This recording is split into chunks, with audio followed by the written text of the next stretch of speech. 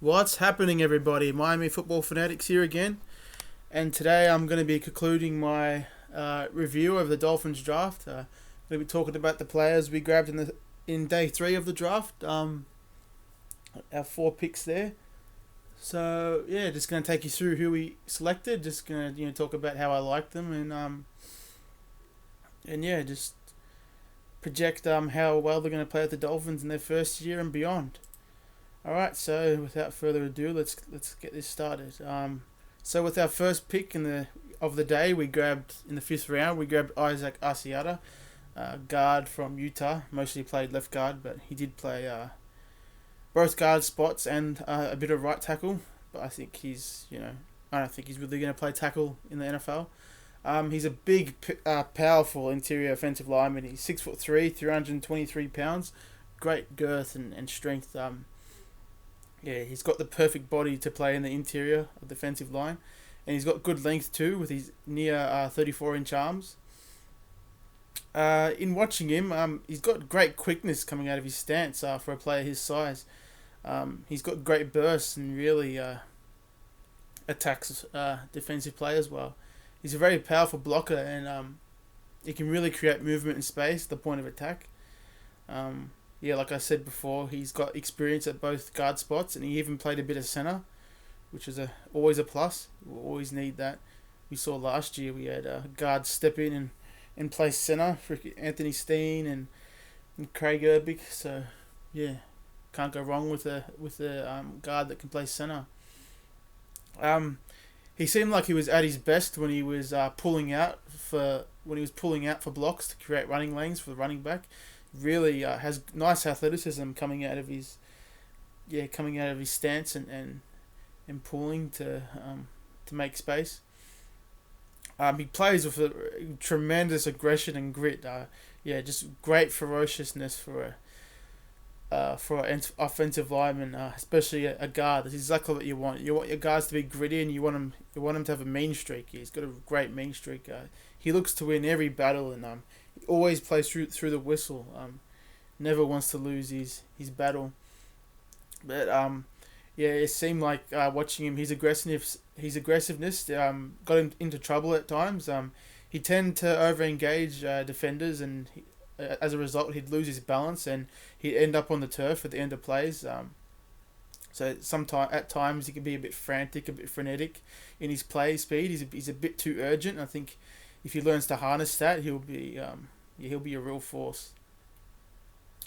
So with his ability I've seen, I think he'll definitely be able to compete for a starting spot at left guard. He's got all the tools and he's got the ability that we need from our guards. I'd love to see him next to Tunsil on the left side. I think that they'd complement each other really well. A great blend of power and athleticism. They'd be great together. Amazing value for us here in the fifth round. I thought that he was going to go in the third or fourth round, but yeah, very rare to find a player of his ability in the fifth round. I can't wait to see how he does in camp and how he performs in the preseason and maybe even regular season. He might even, like I said, he might even get he might play well enough to get the left guard spot. So yeah, hoping that happens. Amazing guard for us here in the fifth round. So yeah, can't wait to see how he does moving forward. Really great pick for us.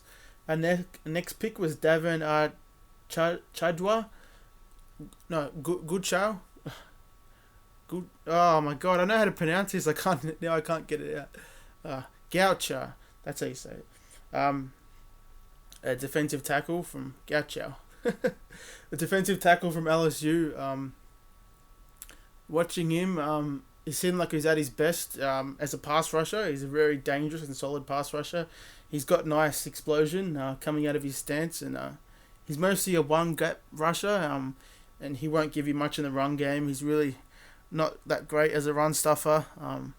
He's not really a nose tackle, which is what we need, but you can always use talented defensive tackles. He gets most of his stops, his TFLs from behind the line of scrimmage, which he did really well at LSU. He uses a variety of finesse rush moves to get into the backfield. Yeah, there was a number of games where you could see his talent come through, and he's really just exploding off the ball and getting into the backfield. He also has a really nice get off, like Sue and Wake. He really gets off the ball well. Um, and he also does a really nice job of pursuing ball carriers on screens and bubbles. He really shows great effort, and he's got nice play speed on the field. Yeah, just doesn't really give up on plays. Um, yeah, I just really think that he needs to get stronger. I think it would serve him well, especially in the run game. We need a defensive tackle next to Sue that can wreak havoc. Sue's 320 plus pounds. Yeah, I'd love to see. He's about 310, 315 pounds now. I'd love to see him just put on a little bit of weight, a bit of muscle, and just get stronger and more explosive. Um, at this point, I don't really see him challenging Jordan Phillips. Jordan Phillips is, he's not coming along the way we wanted him to, but yeah, he played much better in his second season, Jordan Phillips. So I can see him starting next to Wake. Yeah, Gatchow, he's gonna need some time to develop and come into his own on the field and in the film room and also in the weight room. I think his first year he'll get solid reps, especially because of our lack of solid depth at the position. I can see him being mostly used on passing downs where, we can see his best ability, his pass rush ability come through. Yeah, he's been one of the best rushing defensive tackles in the nation the past 3 years. So yeah, not really expecting much from his first year. I think he'll just provide some depth and pass rushing ability. We'll see how he does in camp and preseason. Yeah, but definitely a talented football player, someone who can give us like I said, depth and talent from the position. All right, next we grabbed Vincent Taylor from in the 6th round. Vincent Taylor from Oklahoma State. He played mostly nose tackle. He played 0 and 1 technique. He had 43 pressures this year from the defensive tackle position, which was pretty good. It was ranked 11th in the nation for a defensive lineman. Yeah, I haven't really seen any. I haven't been able to find any tape of him. I'm sure I could watch another Oklahoma State defensive player and find him there on the field, but just haven't been able to find any. But in just reading a couple of scouting reports, just come in concluding, he's very powerful and he's got heavy hands. Which is exactly what you want from which he's been listed as a nose tackle. He wins the battle a lot of the time. He's got the ability when he's being blocked by one man, he seems to win every time, and he does really well against single blocks in the run game. And he's got nice leverage too and strength from bull rushing. I see him as much more of a project player than Gatchow. He'll just mostly because he did block 5 field goals in college, so I could see maybe that being his biggest impact this year. But like our previous players, we'll just have to see how they do in camp. We'll just have to see how much ability they have, and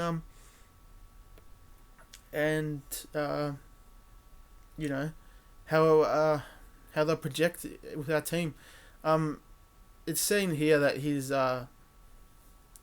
his comparison in the league is Michael Brockers, but I'm not really buying that. Michael Brockers is much bigger. Michael Brockers for the Los Angeles Rams, he's like 6'5", 6'6". He's a much bigger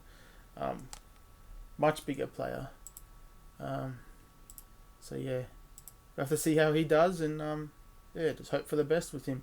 Next, we got Isaiah Ford, a wide receiver from Virginia Tech. Really solid player. He's another player like Asiata. You'd think he's more of a 4th or 5th rounder, but he fell all the way down to us in round 7. I think he fell because he ran a 4.6. I think teams were a bit shied away from him because of that. And he's a bit slender. He's 6'1", 194 pounds. But he's a great athlete, and he really uses his height well. He really was the go-to man at Virginia Tech. They're just Jared Evans, the quarterback, just lobbed it up to him so many times, and he seemed to win the 1-on-1 contest every time. So yeah, he's a talented wide receiver, but it's going to be really hard for him to get reps, especially with the ones, because we got Jarvis and Devontae and Kenny Stills, and hopefully Leonte Carew comes on this year, but it's going to be really hard for him to crack the lineup. He's really going to have to really flash on tape and shine in camp in the preseason to win a spot on the team, on the 53-man roster to start with, and also just getting reps as a wide receiver. So yeah, but he's a really talented wide receiver. I like the pick here. I think also I'd like to add my previous point, like probably the only way, because he's a pretty good athlete, the only way he'll be making the team is on special teams, as a coverage man. Yeah, we'll just have to see how he does on special teams. That's one way that Rashad Matthews, he was another 7th round pick. That's how Rashad Matthews got onto the field. He really played well on special teams in the preseason. So Vincent Taylor he'll have to shine there too.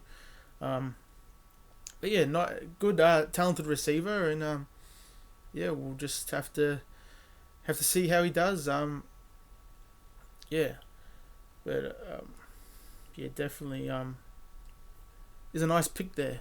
So yeah, that was our third day of the draft. Got some good solid players. My favorite player being Isaac Asiata, just a demon of a offensive guard. Yeah, just has to harness his playability. He really just was falling on the floor way too much. So he's got to work on his balance and his hand placement and things like that. But yeah, and Gao Chow, I think he'll be able to help really well in the passing game.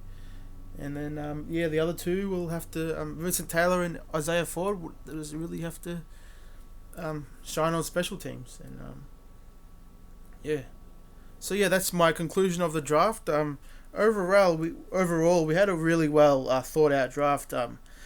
Grabbing players that should have been taken in earlier rounds. So, like Tanksley, he's a really talented cornerback. He should have been taken in the second, or even some scouts and GMs had him ranked as a first rounder. So just great value there for us. So yeah, really looking forward to seeing how these guys do going forward. Yeah, we just did well in this draft. We drafted guys from big schools, which is not like Dennis Hickey did. He went ahead and got guys from just ridiculous places like South Dakota, and Montana and things like that. Just we got players that have really, played well in one of the big Power 5 conferences. So yeah, that's great for us. So yeah, I'll see you in the next video, guys. Not really sure at this point what my next video, what the topic's going to be, but you'll be seeing it pretty soon. Yeah, we'll just we got rookie minicamp coming up. I'm not really sure what the date for that is, but yeah, we'll get to have a look at some of our drafted rookies and also undrafted free agents. So yeah, we'll see how they do there, and then we'll have OTAs and mini camp, and then training camp, and then preseason and the season. I just can't wait for it. I think we're going to make the playoffs again this year. We're probably going to get 10 to 11 wins. I just can't wait. Really looking forward to the future with the Fins. Alright, fins up, baby. I'll see you guys in the next video, and cheers, folks.